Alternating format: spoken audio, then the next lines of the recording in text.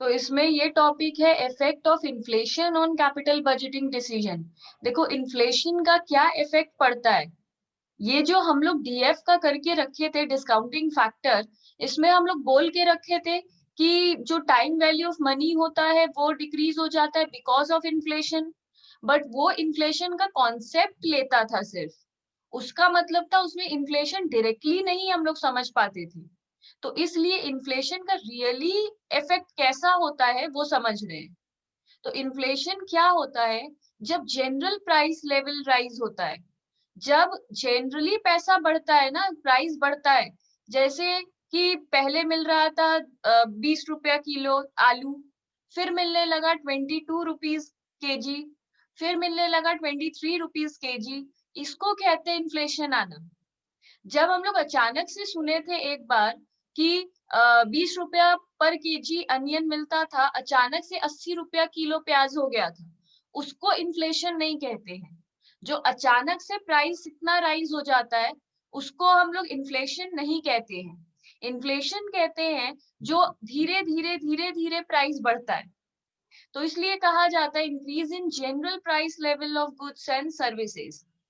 The capital investment analysis will be unrealistic if the impact of inflation is not properly incorporated. ये तो हम लोग day one से जानते हैं कैपिटल बजटिंग में, अगर इन्फ्लेशन का कॉन्सेप्ट से सम नहीं करेंगे तो वो अनरियलिस्टिक कॉन्सेप्ट होगा। इसीलिए डिस्काउंटेड का फंडा आया था। डिस्काउंटेड कॉन्सेप्ट क्यों आया था? कि पैसे का वैल्यू समय के साथ गिरता है। अगर कल वो पहले वो 100 रुपया था तो आज उसका वैल्यू 90 रुपीज है, और एक साल के बाद उसका वैल्यू 80 रुपीज है। तो मनी का वैल्यू समय के साथ गिरता है, वहां डिस्काउंटेड के हिसाब से सीखे हैं।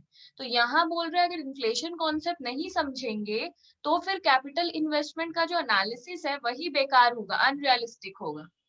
इन order to reflect the true picture, cash flow should be adjusted to accommodate the effect of inflation. बोल रहा है रियल में ये समझना है तो कैश फ्लो को हम लोग को एडजस्ट करना होगा इन्फ्लेशन के हिसाब से। जैसे वहां पे हम लोग उसको डिस्काउंट करते हैं, बोलते हैं कि आज कल अगर 100 रुपए का वैल्यू 100 था तो आज उसका वैल्यू 90 है। तो यहाँ पे इन्फ्लेशन को भी उसमें दिखाना है कि फिर इन्फ्लेशन से वो कितना हो गया। उसको बोलते हैं सारे कैश फ्लो को इन्फ्लेशन के हिसाब से एडजस्ट करना। फिर बोल रहा है नॉमिनल कैश फ्लो और रियल कैश फ्लो, दो तरीके का कैश फ्लो होता है। ये हम लोग कभी पढ़े नहीं है, ये फर्स्ट टाइम पढ़ रहे हैं। नॉमिनल कैश फ्लो और रियल कैश फ्लो में डिफरेंस क्या है? नॉमिनल कैश फ्लो है जिसमें हम लोग इन्फ्लेशन का कोई एडजस्टमेंट नहीं करते। जैसे कि दो कॉन्सेप्ट था पहले कैश फ्लो का, एक था डिस्काउंटेड, एक था हम लोग का नॉन डिस्काउंटेड, और एक था हम लोगों का डिस्काउंटेड। ये दो कॉन्सेप्ट हम लोग पढ़ के रखे हैं शुरू से। इसमें हम लोग डीएफ नहीं लेते थे, इसमें हम लोग डीएफ लेते थे। मतलब इसमें डिस्काउंटिंग फैक्टर का कोई इफेक्ट नहीं आता था, इसमें डीएफ का इफेक्ट आता था। ये रियल कॉन्सेप्ट माना जाता था, ये अनरियल कॉन्सेप्ट माना जाता था। क्योंकि बोलते थे जब मनी का वैल्यू गिरा ही नहीं समय के साथ तो वो गलत कॉन्सेप्ट है, तो इसको ज्यादा रियल मानते थे। अगर अभी इन्फ्लेशन के केस से बात करें तो ये नॉमिनल कैश फ्लो है और ये रियल कैश फ्लो है। तो नॉमिनल कैश फ्लो क्या होता है? जिसमें हम लोग इन्फ्लेशन का कोई भी एडजस्टमेंट नहीं किए। और ये क्या होता है? जिसमें इन्फ्लेशन का एडजस्टमेंट करते हैं। तो सिंपली एग्जाम तक इसको याद कैसे रखना है? इन्फ्लेशन रियल कैश फ्लो का कॉन्सेप्ट मैच करेगा डिस्काउंटेड से, और नॉमिनल कैश फ्लो का मैच करेगा नॉन डिस्काउंटेड से। मतलब थियोरेटिकली मैच करेगा, सम्स करने में मैच नहीं करेगा। थ्योरी याद रखने के लिए ऐसे याद रखो। तो अब पढ़ो, सब समझ में आएगा। Nominal cash flow is the true amount of future revenue the company expect to receive. जितना हम लोग रिसीव करेंगे उतना ही बोल देगा कि हम लोग रिसीव किए। मतलब अगर फ्यूचर में 1 लाख रिसीव किए हैं तो बोलेगा 1 लाख रिसीव किए, उसको एडजस्ट नहीं करेगा। The company expect to receive and expense it expect and expense it expect to pay out without any adjustment for inflation। True amount मतलब अगर 1 लाख मिला है या 1 लाख खर्च किए हैं तो उतना ही बोल देगा। मतलब अगर हम लोग इनकम किए हैं 1 लाख रुपया मतलब इनफ्लो, और हम लोग का आउटफ्लो हुआ है 20,000, तो बोल देगा 80,000 नेट कैश फ्लो है। ये रियल ही बोल देगा, ट्रू ही बोल देगा, जितना दिख रहा है उतना ही बोल देगा। A real cash flow expresses a company's cash flow with adjustment for inflation। इसमें with adjustment नजर आएगा। इसके बाद हम लोग आ रहे हैं process for adjustment of inflation. अभी जो इतने देर से पढ़ रहे हैं कि एडजस्टमेंट करना पड़ेगा, ये कैसे करना पड़ेगा, इसका 2 अल्टरनेटिव है। एक है अल्टरनेटिव 1, एक है अल्टरनेटिव 2। जिसको जैसे मन वो वैसे सम को कर सकता है, दोनों करने की जरूरत नहीं है, जैसे मन वैसे करो। हम दोनों बता देते हैं।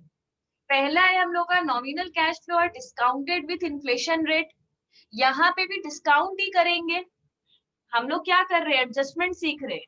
तो नॉमिनल कैश फ्लो क्या था, जो कैश फ्लो एडजस्ट नहीं हुआ था, नॉर्मल एकदम ट्रू वाला कैश फ्लो, उसको डिस्काउंट तो करेंगे पर डिस्काउंटिंग फैक्टर से नहीं, इन्फ्लेशन रेट से।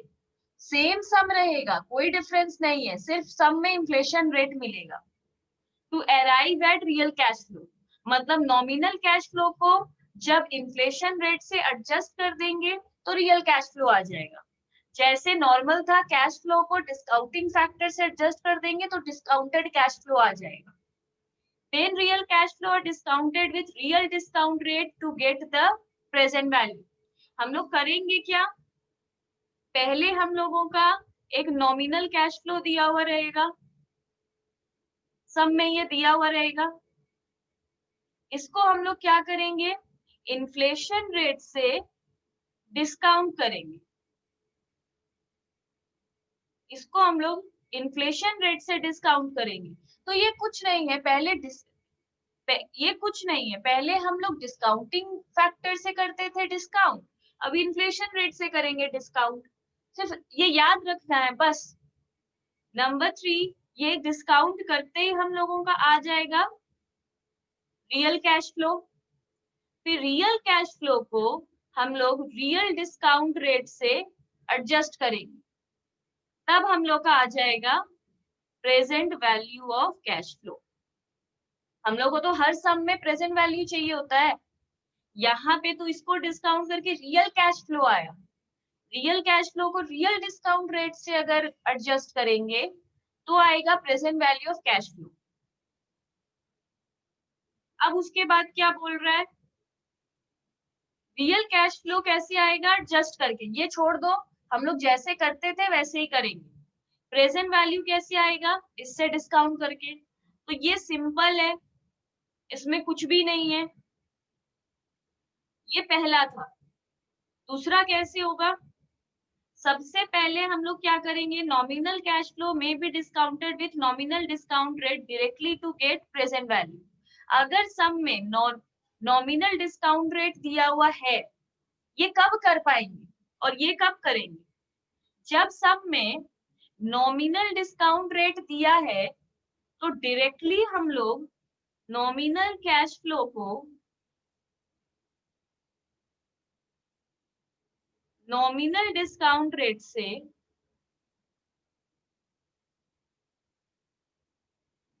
एडजस्ट कर देंगे तो सीधे आ जाएगा present value of cash flow. मतलब ये ज्यादा शॉर्टकट है,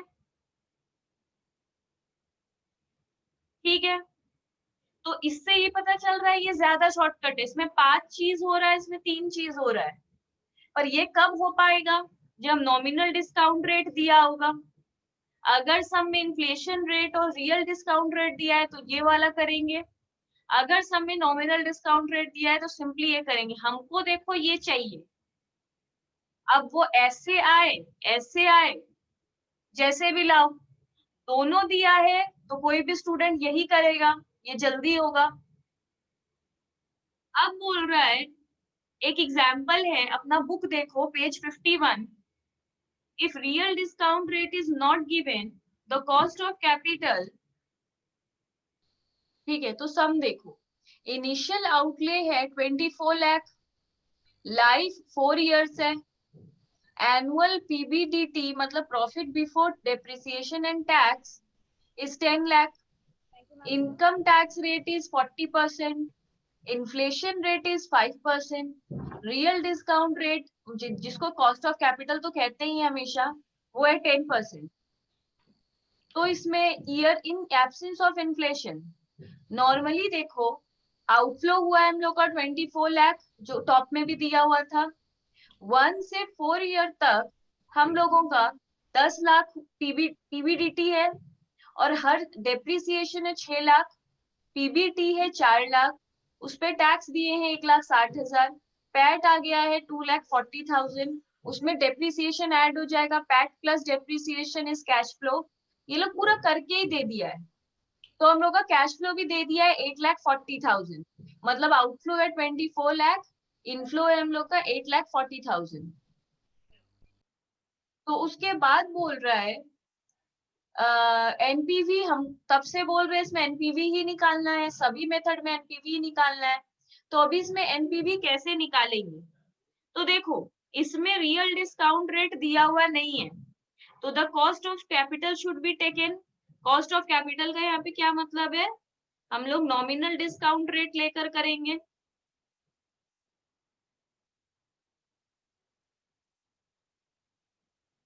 ठीक है, तो in the absence of inflation cash flow are nominal cash flow.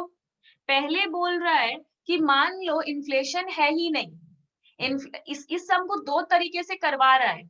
एक बार बोल रहा है सोचो इन्फ्लेशन बोलकर कुछ है ही नहीं, तो हम लोग क्या करेंगे, हम लोग को जो नॉमिनल हम लोग को जो रियल डिस्काउंट रेट दिया है, अच्छा इसमें हम लोगों को रियल डिस्काउंट रेट दे दिया है, और अच्छा एक बार बोल रहा है कि मानो इन्फ्लेशन का कोई कॉन्सेप्ट है ही नहीं, इन द एब्सेंस ऑफ इन्फ्लेशन, अगर इन्फ्लेशन का कॉन्सेप्ट नहीं लगाएंगे तो हम लोग नॉमिनल कैश फ्लो समझकर सम करेंगे। तब मान लो रियल डिस्काउंट रेट नहीं दिया हुआ रहेगा, मान लो, और हम लोग को कॉस्ट ऑफ कैपिटल मतलब नॉमिनल डिस्काउंट रेट, तो कैसे करेंगे, in the absence of inflation cash flows are nominal cash flow. अगर इन्फ्लेशन का कॉन्सेप्ट ही नहीं है तो कैश फ्लो ही हम लोग का नॉमिनल कैश फ्लो है। तब हम लोग क्या करेंगे, present value of cash flow कितना है 8,40,000, तो ये तो हम लोग का इनफ्लो है।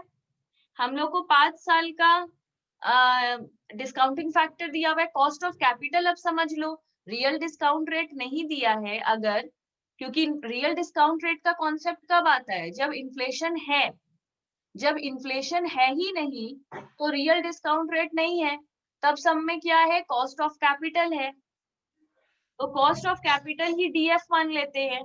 तो ये वाला हम लोग ले लिए 10% का, इतना आ गया हम लोग का इनफ्लो, आउटफ्लो इतना, हम लोग का एनपीवी क्या है इतना, नो इन्फ्लेशन इज कंसीडर्ड, हम लोग कोई भी तरीके का रियल डिस्काउंट रेट ये सब कंसीडर ही नहीं किए, एनपीवी पॉजिटिव है, द प्रोजेक्ट इज एक्सेप्टेबल।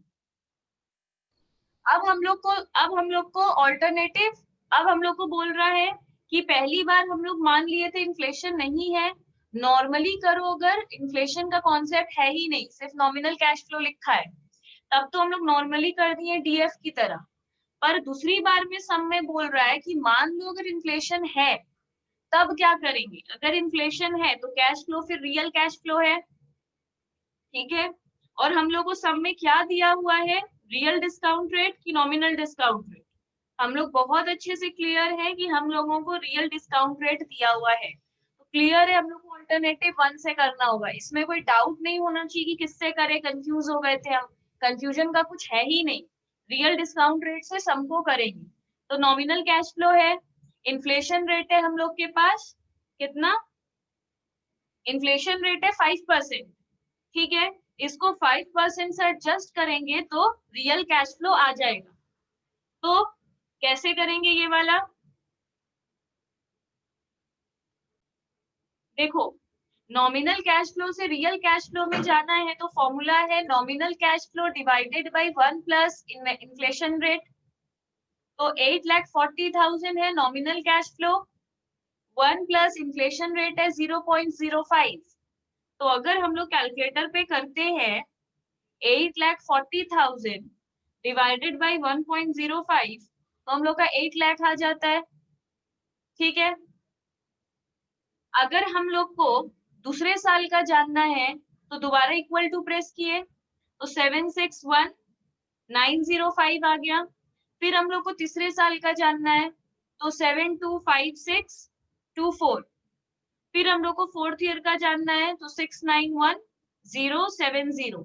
यही है हम लोग का। तो इस तरह हम लोग का रियल कैश फ्लो आ गया। एक बार बस फॉर्मूला पुट करेंगे, इक्वल टू करते जाएंगे तो हर बार का आ जाएगा। ठीक है, ये ऐसे क्यों कर पाए? क्योंकि हर साल का इनफ्लो सेम है, इसलिए एक ही बार में इक्वल टू डालकर। अगर ये अलग अलग रहता तो ये अलग अलग नॉमिनल कैश फ्लो होता, तब ऐसे इक्वल टू से नहीं कर पाते। ये सेम था इसलिए कर पाए। अब इसके बाद हम लोग को बोल रहा है रियल कैश फ्लो आ जाने के बाद हम लोग रियल डिस्काउंट रेट यूज करके present value of cash flow निकालते हैं। तो तो हम लोग को क्या निकालना है? Present value of cash flow, real cash flow. इसका फॉर्मूला है real cash flow divided by 1 plus RDR, मतलब रियल डिस्काउंट रेट। तो देखो, जब इसको इस फॉर्मूला से हम लोग सॉल्व किए और टोटल कैश फ्लो सबको पांचों को ऐड करके ये निकाले, उससे present value of cash outflow को माइनस किए तो इस बार हम लोग का नेगेटिव आ गया। तो अगर हम लोग इन्फ्लेशन कंसीडर नहीं करते हैं, नॉर्मली सम को कर देते हैं जैसे डीएफ में किया करते, मतलब डिस्काउंटिंग फैक्टर में करते थे, सिर्फ मानते थे मनी का वैल्यू समय के साथ गिरता है, ये नहीं समझते थे कि इन्फ्लेशन आता है। तो अगर डायरेक्टली हम लोग इन्फ्लेशन को इग्नोर करके सम करते हैं तो हम लोग का एनपीवी पॉजिटिव आया और हम लोग क्या सजेस्ट कर दिए कि प्रोजेक्ट को एक्सेप्ट कर लो। पर अगर इन्फ्लेशन को कंसीडर किए हैं तब हम लोग का एनपीवी नेगेटिव आ रहा है। तो अब हम लोग क्या कमेंट कर देंगे कि therefore NPV is negative, the project should not be accepted।